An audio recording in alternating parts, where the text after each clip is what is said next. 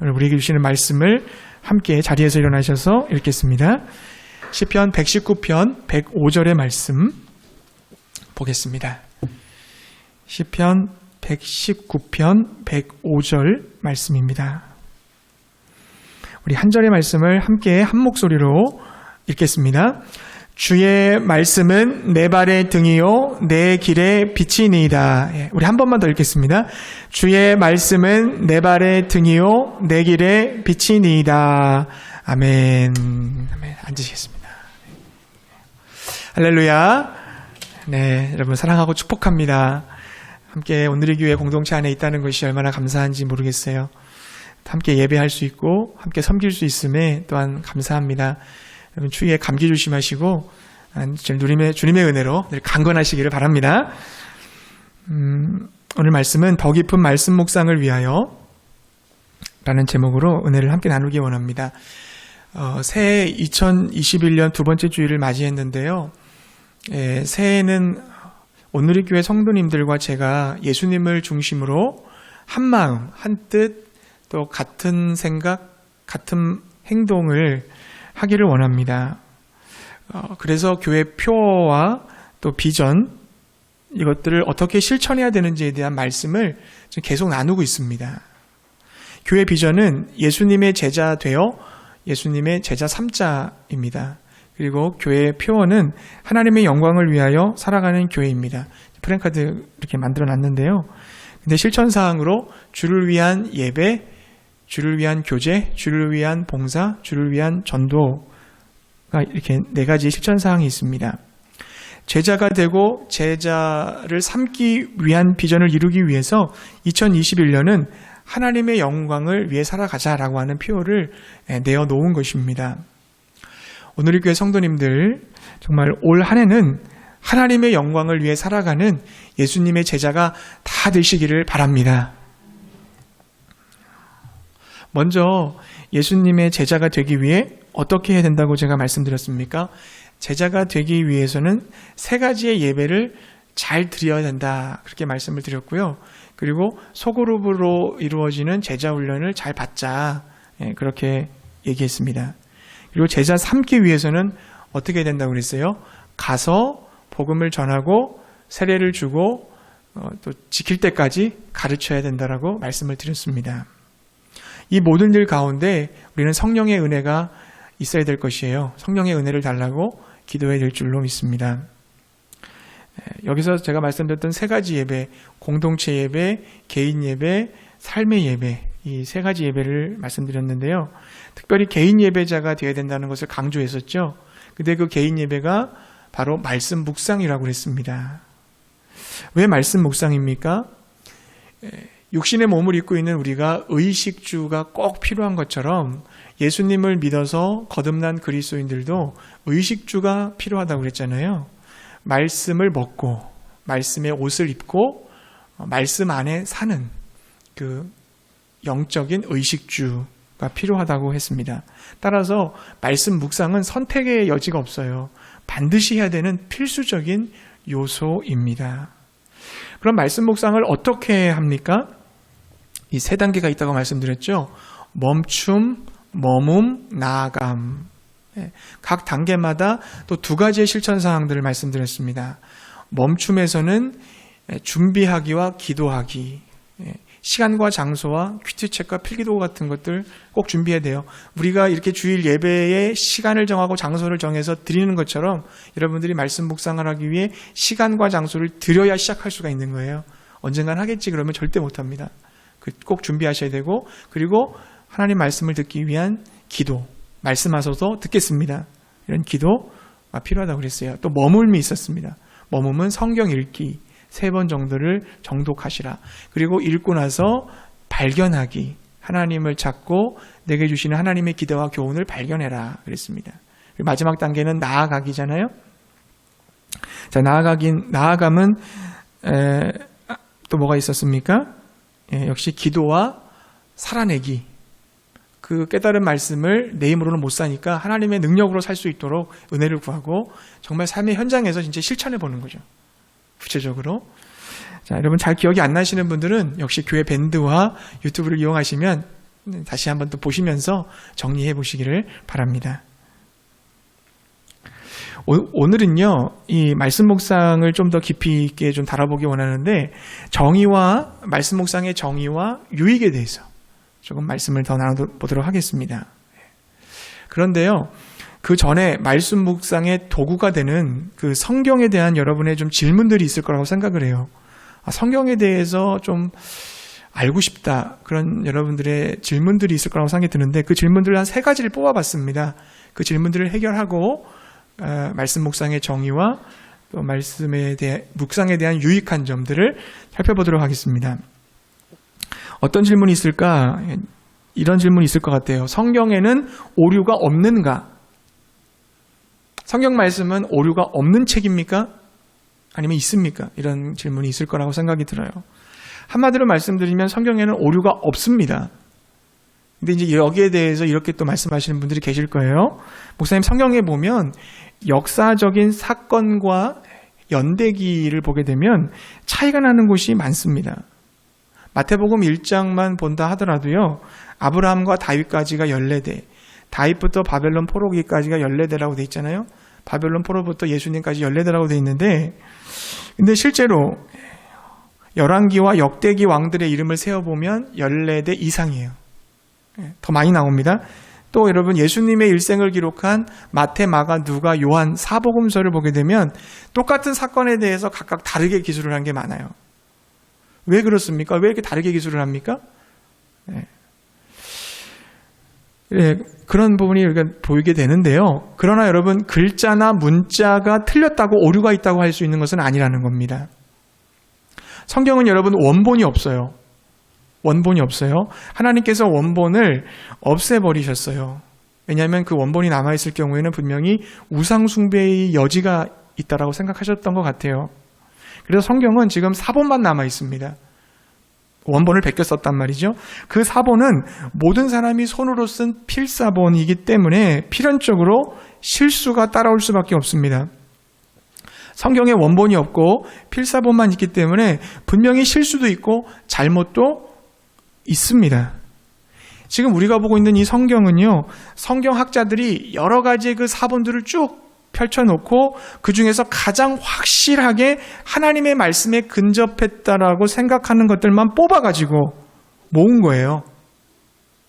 게다가 여러분, 구약 성경은 히브리어와 아람어로 돼 있어요. 그리고 또 신약 성경은 헬라어로 돼 있어요. 우리는 지금 한국말 쓰고 있잖아요. 그러니까 성경을 번역하는 작업이 들어가야 되는 거예요. 그 언어를 한국말로 번역을 해야 되는 거예요. 근데 여러분, 어떤 문장이든 말한 사람의 의도를 100% 살려서 외국어로 번역하는 것은 불가능합니다. 따라서 우리가 보는 한글 성경의 번역 자체도 100% 완벽할 수는 없어요. 그럼에도 불구하고 성경은 정확무어합니다. 성경에는 오류가 없습니다. 어떤 의미에서 오류가 없냐면, 하나님이 주시는 구원을 받는 데 있어서, 그리고 구원받은 자답게 살아가기 위해 바른 신앙과 행위를 갖는 데에는 오류가 없다는 말입니다. 필사자들의 실수가 성경을 주신 하나님의 권위를 흔들 수는 없어요. 이 세상에서 성경 이외에 다른 내용을 통해서 구원받을 수는 없습니다. 오직 성경을 통해서, 그 말씀을 통해서 진리를 깨닫게 되는 거예요.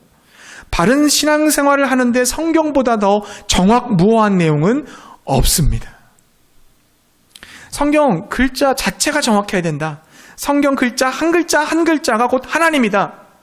그래서 막 성경책을 품고 다니고 막 성경책에 뭔가 신비한 효염이 있는 것처럼 이렇게 느끼시면 곤란합니다. 이런 관점으로 성경을 접근하시면 곤란해요. 성경의 글자는 단지 하나님을 알기 위한 도구예요. 글자 그 자체가 아니라 글자가 품고 있는 그 정신을 붙들어야 돼요. 성경 전체가 말하고 있는 그 진리를 깨달아야지 글자 자체 한자 한자가 뭔가 신비한 것처럼 그렇게 생각하면 곤란하다는 것이죠. 그 정신을, 이 성경의 정신을 구현하고자 해야 하는 것입니다. 예수님께서요, 공생의 삶을 사시면서 누구보다도 말씀대로 살려고 노력했었던 바리새인들을 무섭게 질책하셨잖아요. 왜냐하면 그들이 하나님께서 말씀하시고자 하는 의도와 정신은 빼놓고 글자 자체를 절대시하는 그 글자를 지키는 것만을 목적으로 삼았기 때문이에요. 여러분도 그런 경우 있죠. 성경을 너무 많이 알고 있는 사람한테 가면은 뭔가 내가 지적당할 것 같고 딱딱해 보이고 경직돼 보이고 융통성이 없을 것 같고 그렇게 느끼잖아요. 그런 의미, 그런 뉘앙스를 품기게 된다는 것은 어떤 뜻이냐면은 그 사람이 문자 자체에 집중하고 있는 거예요. 성경적으로 살아가고 정말 성경의 그 정신을 깨닫는 사람은 사랑이 넘치고 은혜가 넘치고 예수님을 닮아가는 사람이기 때문에 얼마나 복된지 몰라요. 근데 많은 사람들이 착각을 해요. 성경을 여러분 우리가 제대로 좀 볼 필요가 있어요. 이 바리새인은요, 글자를 지키는 것만을 목적으로 삼았기 때문에 그랬어요. 예를 들어서 바리새인들은 살인하지 말라는 계명을 따라서 자기 손으로 내가 직접 사람을 죽인 적이 없었기 때문에 늘 떳떳합니다. 근데 예수님께서 살인에 대해서 뭐라고 얘기하셨어요? 형제에 대해서 욕하는 것, 형제를 마음 아프게 한 것도 살인이다 그랬단 말이에요. 그런 마음을 우리가 살인에 대한 그 뜻을, 의미를 우리가 이해했다라고 한다면 세상에 살인자 아닌 사람이 없다는 것을 느끼잖아요. 나도 살인자일 수 있겠구나라고 하면서 숙연해지는 게 당연한 거 아니에요? 그러나 그 글자만, 내가 찔러 죽인 적 없는데, 중요시할 때는 남을 직접 찌른 적이 없기 때문에 언제나 하나님 앞에서 의인인 양 착각하며 살 수밖에 없다는 겁니다. 그러므로 성경의 글자에 집착하는 것이 아니라 성경을 통해 계시되고 드러난 하나님의 뜻과 그 마음에 집중하시기 바랍니다. 하나님의 뜻을 깨닫고 실천함에 있어서, 하나님의 뜻을 깨닫고 실천함에 있어서 하나님의 사람으로 온전케 되고 하나님의 선한 일들을 행함에 있어서는 오류가 없단 말이에요. 진리란 말입니다. 성경 말씀은 절대적인 하나님의 말씀으로 인간의 생각과 사고가 개입되지 않은 하나님의 뜻을 펼치는 진리라는 것을 여러분 믿으시기 바랍니다. 그런 차원에서 오류가 없다는 거예요.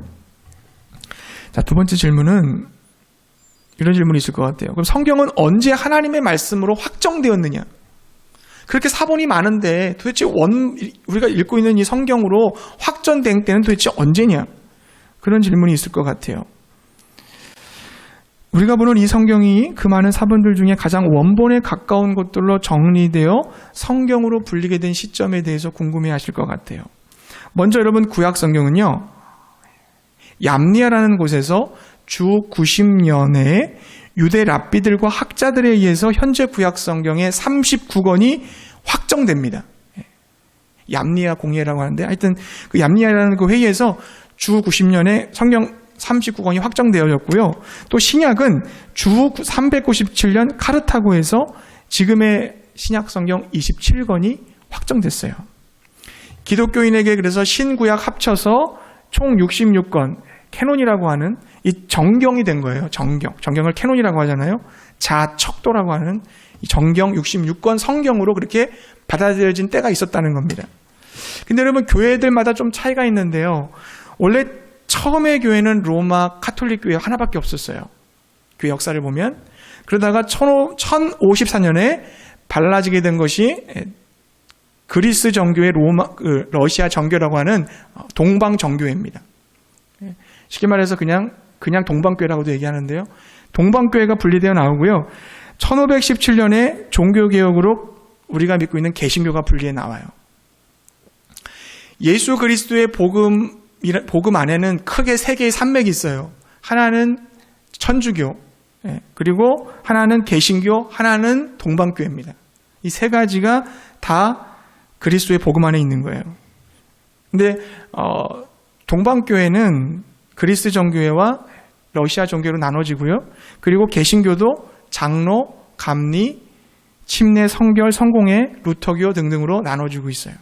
카톨릭도 두 개로 나눠지게 되죠. 두 개가 아니죠. 카톨릭 하나밖에 없습니다. 그래서 우리가 부르는 천주교는 로마 카톨릭이고요. 개신교가 기독교예요. 사실 원래 기독교라는 이름에 그 세 가지가 다 묶여 있는 건데 우리는 그냥 개신교를 기독교로 부르는 겁니다. 그리고 동방교회도 여전히 존재하고 있어요. 이렇게 보면 예수님의 복음 안에 이 세 개, 카톨릭, 개신교, 동방교회가 있는데 모두 성경 66권을 정경으로 인정하고 있지만 천주교와 동방교회는 교황과 같은 교회 지도자들의 권위를 성경 66권보다 더 높게 보는 경향이 있어요. 그래서 교회 지도자들이 인정한 문서들을 정경에 포함시킵니다. 그래서 카톨릭은 외경을 봐요, 외경. 왜냐하면 어차피 정경화 과정이 있을 때 성경 66권을 우리 하나님 말씀으로 확정하자고 했던 사람들이에요. 학자들이에요. 그들이 교회 지도자들이에요. 그들이 했으니까 로마 카톨릭은 어떤 생각이 있냐면 우리가 지금도 그 교황이나 지도자들에 의해서 성경을 또 확정할 수 있어. 이렇게 생각을 하는 거예요. 그래서 카톨릭에는 성경 66권 이외에 외경이라고 하는 것을 정경으로 인정을 합니다. 외경은 정경에 상당히 근접해서 그 보조적인 역할을 할 수 있는 책들을 말해요.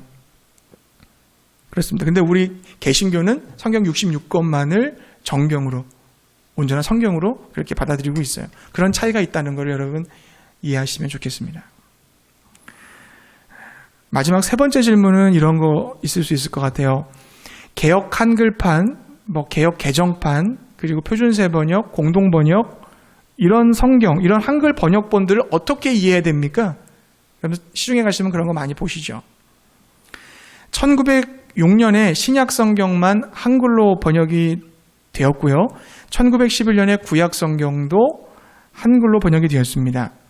신약과 구약이 합치고 문장을 개정해서 만든 것이 1938년에 출간된 개정 번역 성경이에요. 처음 만들어진 게 그게 한국말로 만들어졌어요. 근데 1952년에 한글 맞춤법 통일안이 발표된 다음에 그 맞춤법 통일안에 의거해서 성경의 내용과 맞춤법을 다시 고쳤는데 1956년 출간된 개역 한글 성경입니다. 개역 개정 전에 개역 한글이 있었잖아요. 많이 보신 분들이 있을 거예요. 개역 한글 성경이 1956년에 번역이 됐어요. 그러면 여러분 공동 번역은 뭐냐? 공동 번역 성경은 1977년에 출간되었는데 천주교와 개신교가 함께 공동으로 번역해서 공동 성경이에요. 공동 번역이라고 얘기해요. 왜냐하면 성경이 다 따로따로 있으면 안 되니까 천주교, 개신교 같이 쓰자 그래서 썼는데 번역한 단어들이 천주교에 익숙한 단어가 많아요. 야회, 이런 식으로 해서 우리는 좀 어색해요. 야구, 그런 제주들의 이름들도 되게 다양해요. 그러니까 개신교회는 우린 좀 쓰기 그렇다. 사용하지 않겠다고 한 거예요. 그래서 지금 천주교만 공동번역 성경 쓰고 있습니다. 그래서 그러면 너무 한글은 너무 어렵다. 그래서 좀 더 쉽게 번역하자.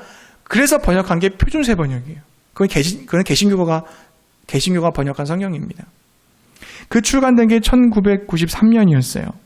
근데 이것도 쉬운 우리말로 번역을 해서 참 잘 나왔는데 각 교파들마다 교리적으로 신학적으로 좀 맞지 않는 게 많다. 그래가지고 정식으로 사용하지 못하게 했습니다. 그러니까 공식적으로 사용하지 못하게 했습니다. 쓸 수는 있지만 공식적으로는 쓸 수 없다.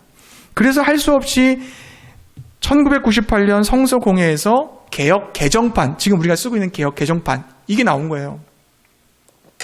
조금 가다듬은, 이거는 개역 한글판을 조금 가다듬은 겁니다. 좀 어렵죠. 그래도 여전히 어렵지만 그래도 조금 쉬운 문장으로 많이 풀었어요. 그 밖에도 쉬운 성경, 현대인의 성경, 현대어 성경, 많은 번역본이 있습니다. 번역은 반역이다 이런 말이 있어요. 아무리 번역을 잘했다 해도 원저자의 의미를 완전히 살리지 못한다는 겁니다. 따라서 이 세상에 완전한 번역은 있을 수 없어요. 그러므로 우리는 많은 번역본들을 동시에 볼 필요가 있습니다. 공동번역 성경도 보고 표준세 번역 성경도 보고 또 영어 성경도 볼 수 있으면 보고, 그래서 성경을 통해서 말씀하시는 하나님의 뜻을 더욱 분명히 확인하고 찾아야 될 줄로 믿습니다. 그런 관점으로 보시라는 거예요. 여러분 또 질문 있으시면 말씀해 주시면 또 대답을 해드리도록 하겠습니다. 이제 성경 묵상의 정의를 한번 살펴볼게요. 묵상을 사전에서 살펴보면요, 눈을 감고 말없이 마음속으로 생각하다, 말없이 마음속으로 기도하다, 이렇게 되어 있습니다. 그러니까 묵상은 생각과 관련이 있는 내면의 활동이라는 거죠. 근데 한 걸음 더 나아가서 묵상을 히브리어로 살펴보면 하가, 또 시하으라고 할 수 있는데요. 이거는 생각에 잠기다, 작은 소리로 읊조리다, 말하다, 이런 뜻을 가지고 있어요. 그러니까 묵상이라는 것은 생각하는 내면적인 어떤 활동을 넘어서 읊조리고 반복적으로 되뇌이며 되새긴다는 의미를 가지고 있는 것입니다.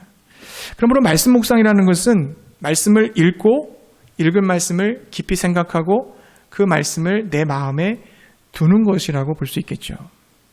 자, 말씀을 마음에 둔다는 것은 말씀을 마음에 새기는 것입니다. 신명기 6장 6절에 이렇게 말씀하고 있어요. 오늘 내가 내게 명하는 이 말씀을 너는 마음에 새기고, 마음에 새기다라는 말씀을 기억하면요, 말씀을 내 마음 위에 둔다는 거예요. 말씀을 내 마음 위에 둔다. 말씀보다 내가 위에 있으면 어떻게 됩니까? 말씀을 들여다보고 취사 선택을 할 수 있겠죠. 근데 말씀이 내 위에 있게 되면 그 말씀의 권위를 인정하고 그 말씀을 왕의 어명으로 받들어 섬긴다는 뜻을 갖고 있는 거예요. 말씀의 권위를 인정하면서 그 말씀의 권위에 따라서 내가 순종할 수 있는 자세와 태도를 취하는 겁니다. 말씀을 내 위에 둬야 되는 거예요. 또 한 가지, 말씀을 마음에 둔다는 것은 말씀을 먹는 것입니다. 에스겔 3장 3절 말씀에 보면 내게 이르시되 인자야 내가 내게 주는 이 두루마리를 내 배에 넣으며 내 창자에 채우라 하시기에 내가 먹으니 그것이 내 입에 달기가 꿀 같더라. 말씀을 먹는 것은 말씀이 귀와 내 머리에만 머물러서는 안 된다는 겁니다. 그것이 내 속에 들어와서 완전히 소화를 해야 된다는 거예요. 소화해서 영양분으로 흡수가 돼야 된다는 겁니다. 우리가 주님의 피와 살을 먹으면서 그 잔과 떡을 취하면서 주님과 하나가 되잖아요. 주님과 연합하잖아요. 그것처럼 말씀을 먹으면서 말씀을 내면화시키라는 것입니다. 다시 한번 정리하면 성경 말씀, 성경 묵상이라는 것은 말씀의 권위 앞에 내가 굴복하는 것이고, 말씀을 나의 것으로 삼는 것이고, 내가 늘 말씀의 지배를 받으며 사는 것입니다. 말씀 묵상이라는 것은 말씀이 귀로 들어와서 머리에 잠깐 스치고 지나가는 게 아니에요. 말씀을 내 마음에 두고 반복해서 읽고 생각하고 되새기는 거예요. 여러분 꼭 그렇게 말씀 묵상하실 수 있기를 바랍니다. 이 말씀 묵상을 하면 이제 마지막으로 말씀 묵상을 하면 뭐가 유익할까? 어떤 점이 좋을까? 성경은 분명한 하나님의 진리예요. 그리고 성경을 타번역으로 많이 보면 여러분 너무너무 유익합니다. 그렇게 보셔도 괜찮아요. 그리고 기독교에 대해서 우리가 좀 넓게 볼 필요가 있어요. 카톨릭, 그리고 동방교회, 우리 개신교 다 복음 안에서 있다라고 하는 사실도 우리가 좀 넓게 볼 수도 있어요. 그런 가운데서 하나님 주신 이 말씀이 얼마나 귀한가, 이걸 우리가 좀 깨달았으면 좋겠어요. 이 말씀을 묵상할 때 굉장히 우리에게 유익합니다. 첫 번째는 세 가지 말씀드릴게요. 첫 번째는 하나님을 만날 수 있고 사귈 수 있습니다. 많은 사람들이 이 말씀 묵상하는 거를 어려워하고 부담스러워하면서 이거를 숙제라고 여겨요. 그러나 여러분, 묵상은 숙제가 아니라 교제입니다. 하나님을 만나서 그분을 사귀는 교제예요. 피조물이 창조주를 찾을 수 있습니까? 피조물이 창조주를 어떻게 만날 수 있습니까? 인간의 능력으로는 하나님을 찾을 수도 없고 하나님을 알 수도 없고 하나님을 만날 수 없어요. 하나님이 자기 자신을 나타내 주셔야, 알려주셔야 되고 만나 주셔야 되는 겁니다. 이것을 계시라고 해요. 여러분, 계시에는 일반 계시와 특별 계시가 있잖아요. 일반 계시는 자연현상을 통해서 우리에게 하나님이 알려주시는 겁니다.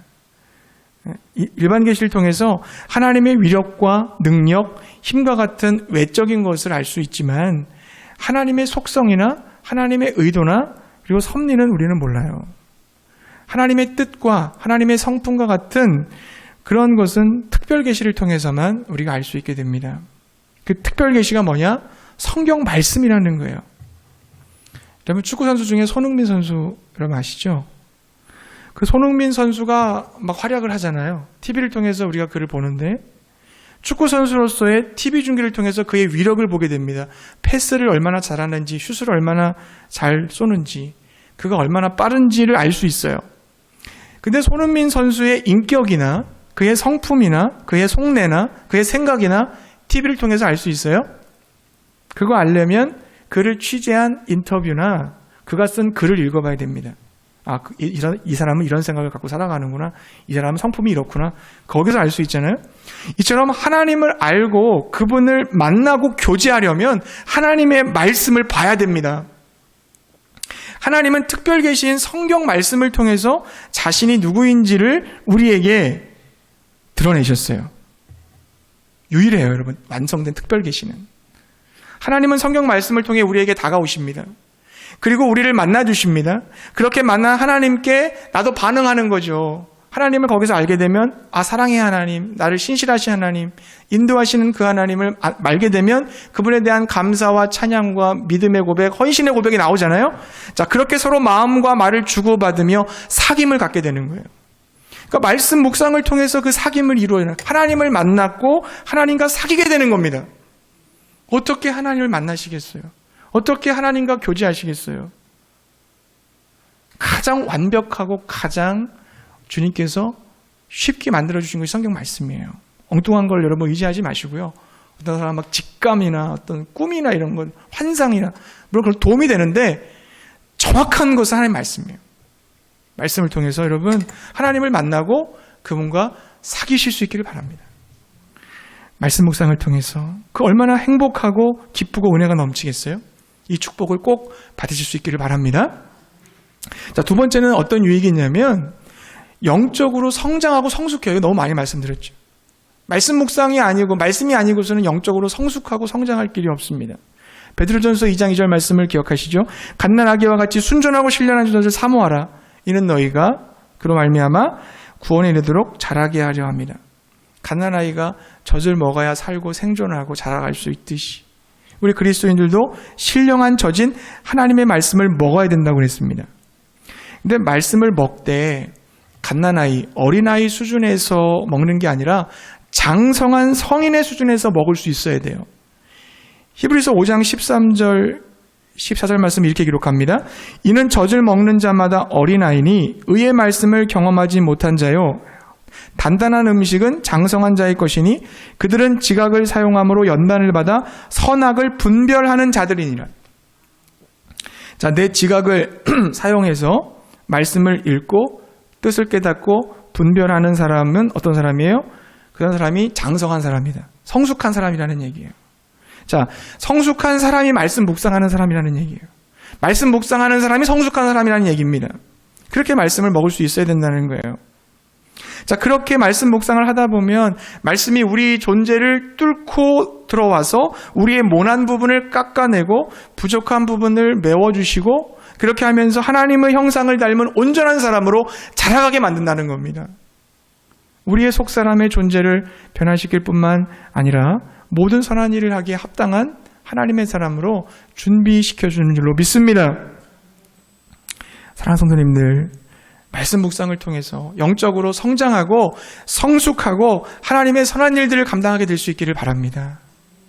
마지막 세 번째 유익이 있어요. 하나님을 만나고 그분과 교제하고 사귈 수 있다. 그리고 영적으로 성장하고 성숙할 수 있다. 세 번째는 하나님의 인도와 보호를 받을 수 있어요. 오늘 말씀이잖아요. 시편 119편 105절. 주의 말씀은 내 발의 등이요 내 길의 빛이니이다. 말씀을 통해 우리에게 빛을 비춰주시고 우리를 인도해 가십니다. 여러분, 말씀을 쫓지 않으면, 말씀을 묵상하지 않으면 어떻게 돼요? 칠흑 같은 어둠 속을 걸어가는 것과 똑같다는 거예요. 어둠 속에서 여러분 길 가보셨습니까? 깜깜해가지고 찾을 수가 없어요. 그럼 헤맬 수밖에 없죠, 당연히. 그 인생은 헤매는 인생이 될 수밖에 없어요.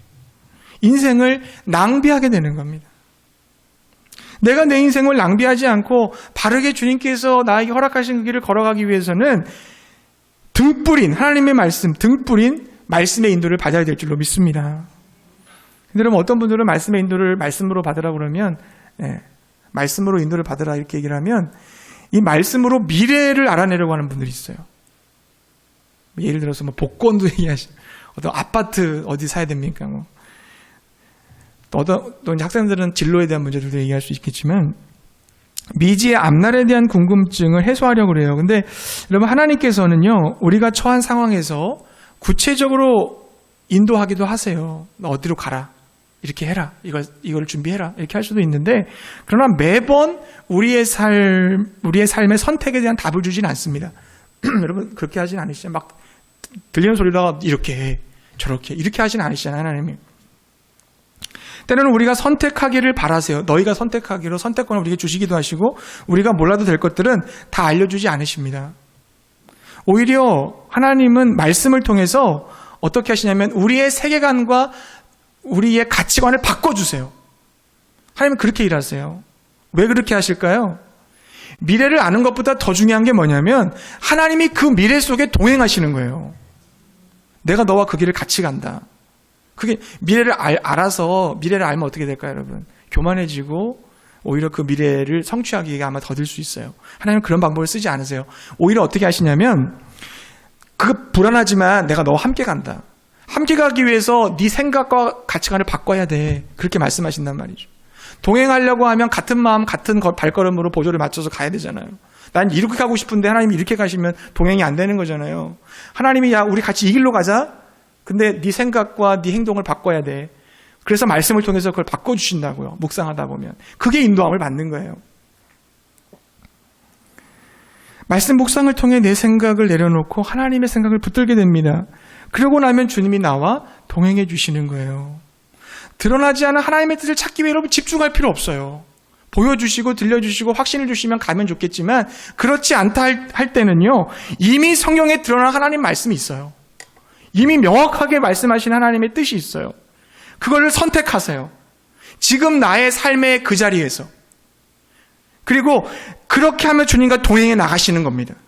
그러면 시간이 지나면 내가 어느 순간 하나님이 그렇게 인도하시고 싶었던 그 길에 내가 서 있을 겁니다. 그 방법을 사용하셔야지. 보여주시면 갑니다. 말씀하시면 갑니다. 미래를 보여주십시오. 이렇게 하면 위험해져요. 또 한 가지 뭐냐면 하나님께서 우리를 인도하실 때 격려와 책망의 방법을 사용하시는 경우가 있어요. 여러분 나보다 지혜롭고 뛰어난 이로부터 책망과 격려를 받는 건 정말 귀한 일 아닙니까? 피아노 레슨을 받든 뭘 하든 할 때 나보다 정말 뛰어난 사람이 나한테 그걸 가르쳐줬다. 그러면 책망해줬다. 굉장히 감격스러우고 좋은 거예요. 그래야 내가 교정이 되고 바꿀 수 있거든요. 하나님 앞에 격려와 책망을 받는 것은 큰 복입니다. 유익이에요. 하나님이 말씀을 통해서 교훈과 책망과 바르게 함과 의로 교육하기 유익하다고 했잖아요. 격려와 책망을 해주세요. 자, 격려는 뭘까요? 하나님이 말씀을 통해 날 격려했다. 그럼 어떻게 돼요? 너 지금 잘 가고 있어. 이 뜻이에요. 그래, 지금 가고 있는 그 길을 그대로 가면 돼. 그게 하나님 인도를 확인하는 길이에요. 격려받을 때. 책망은 뭘까요? 야, 너 그 길로 가면 안 돼. 돌아서. 방향 바꿔. 이 길로 가야 돼. 그게 책망이에요. 그러면서 하나님이 나를 인도해 가시는 걸 찾아갈 수가 있단 말이에요. 이 두 가지를 통해서 인도를 받습니다. 드러나지 않는 뜻을 찾는 것이 아니라 이미 드러나 있는 그 말씀을 갖고 지금 내 삶의 현장에 순종함으로 하나님의 생각과 하나님의 가치관, 성경적 가치관을 갖고 순종하며 살아가는 게 인도를 받는 거예요. 하나님의 격려와 하나님의 책망이라고 하는 이 두 가지를 통해서 나의 길을 조율해 가는 겁니다. 여러분 이렇게 하나님의 인도를 말씀을 통해 받을 수 있기를 바랍니다. 말씀을 여러분 정리해 볼게요. 누가 뭐래도 하나님 말씀은 진리입니다. 우리가 인정하든 인정하지 않든 하나님이 우리에게 주신 진리의 말씀, 절대적인 말씀이에요. 완전하신 하나님께서 완전하신 계시를 우리에게 주셨어요. 그래서 우리는 이 말씀을 사랑하고 이 말씀을 통해서 구원의 길을 깨닫고 하나님을 알게 되고 하나님의 뜻을 찾게 됩니다. 그 말씀으로 하나님을 만날 수가 있다니까요, 여러분. 하나님을 만날 수가 있어요. 그 하나님과 친구가 될 수 있다니까요. 사귀며 교제할 수 있다니까요. 여러분 사귀고 친구 필요하시잖아요. 외로울 때. 그것도 성삼위 하나님 세 분이나 계셔서 나까지 가면 4명이에요. 4분이서 함께 교제하는 공동체를 만들어요. 좋지 않아요, 여러분? 그분을 알아가는 그 기쁨, 그 은혜 누리고 싶지 않으세요? 내 믿음이 너무 연약해요. 여러분 영적으로 자라가고 성숙하고 영성이 좀 깊어지고 싶지 않습니까? 다른 길이 없어요. 오직 말씀을 통해서. 말씀의 양식을 먹어서 될 수 있어요. 여러분 앞이 캄캄한 2021년의 미래를 어떻게 헤쳐나가시겠어요? 어떤 일이 벌어질지, 누구를 만날지, 어떤 사건이 일어날지 모르는 이 불안함 속에서 어떻게 우리 인도를 받을 수 있을까요? 말씀의 빛밖에 없습니다. 다른 길이 없어요. 여러분 주님께서 그런 말씀 비유하셨죠? 내 말을 듣고 순종하는 자는 반석 위에 지은 집을 지은 사람이다. 인생이라는 집을 세움에 있어서 하나님 말씀대로 순종하는 것이 필요하다는 거죠. 이 집을 져놨는데 하나님이 보시고 나서 야, 내 말씀대로 뜻대로 짓지 않았어. 어느 순간에 그것이 다 허물어져 버린다면 허무하지 않습니까? 허망하지 않습니까? 말씀은 인생을 창조하신 하나님의 인생 사용 설명서예요. 우리를 위한 거예요. 하나님을 위한 게 아니에요. 우리 부족한 우리 인생들을 위한 하나님이 주신 최고의 선물이에요. 이 설명서대로 살아야 내 인생이라는 집을 바르게 세워갈 수 있고 튼튼하게 반석 위에 세워갈 수가 있는 거예요. 그러므로 사랑하는 성도님들, 다시 한번 부탁을 드립니다. 말씀을 묵상하시기 바랍니다. 말씀 묵상하세요. 그리고 그 하나님 앞에 말씀 앞에 무릎 꿇고 말씀 안에 내가 거하고 내가 내 안에 그 말씀이 거할 수 있도록 하시기 바랍니다. 그래서 이 놀라운 하나님의 은혜와 복을 주님이 그렇게 말씀하실 거예요. 시편 1편의 말씀처럼 복 있는 자는, 말씀을 묵상하는 자라 했는데 너희들 복 있는 사람이야. 너희들 의인들이야. 축복받는 사람들이야 라고 우리 주님이 여러분을 바라보시면서 말씀하실 줄로 믿습니다.